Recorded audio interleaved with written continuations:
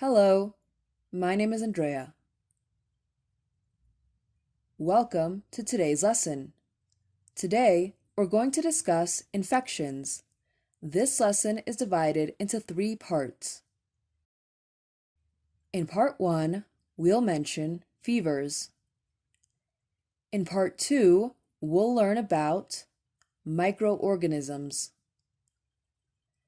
Finally, in part 3, we'll talk about the source and spread of infection. Let's get started. Let's start with part 1, fever. A fever means a raise in body temperature. The medical term for fever is pyrexia. Also remember the letters PUO. They mean pyrexia of unknown origin. A fever is more commonly known as temperature. A patient would say, "I've got a temperature." Adjectives that describe having a fever are feverish, febrile, and in medical terms, pyrexial. The opposite, which describes the absence of a fever, is afebrile or apyrexial. Some symptoms of fever are sweating, rigors, severe shivering and sensation of coldness, also known as chills. Now we can move on to part 2, microorganisms. Infections differ from other diseases in a number of aspects. Most importantly, they are caused by living microorganisms, such as viruses or bacteria that can usually be identified, thus establishing the actinology early in the illness. Many of these organisms, including all bacteria, are sensitive to antibiotics, and most infections are potentially curable, unlike many non-infectious, degenerative, and chronic diseases.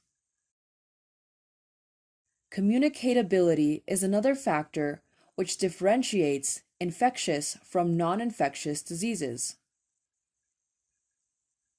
Transmission of pathogenic organisms to other people, directly or indirectly, may lead to an outbreak or epidemic.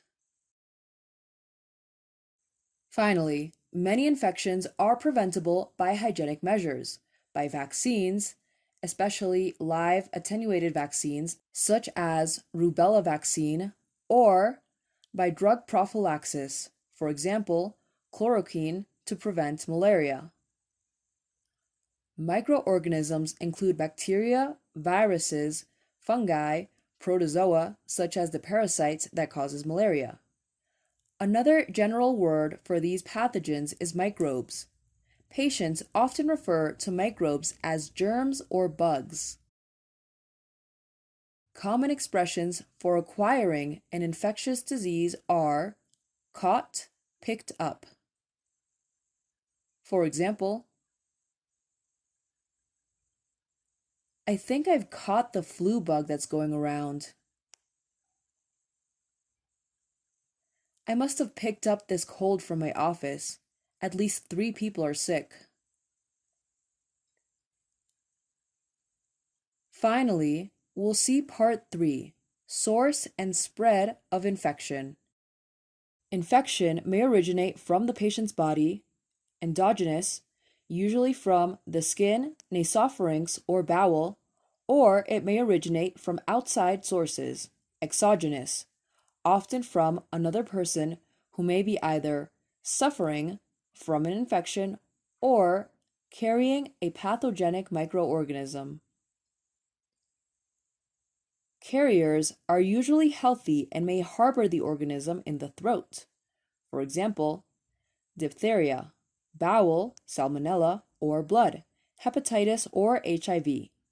Non-human sources of infection include water, cholera, milk, tuberculosis, food, botulism, animals, rabies, birds, psittacosis, and also the soil, Legionella or Legionnaire's disease.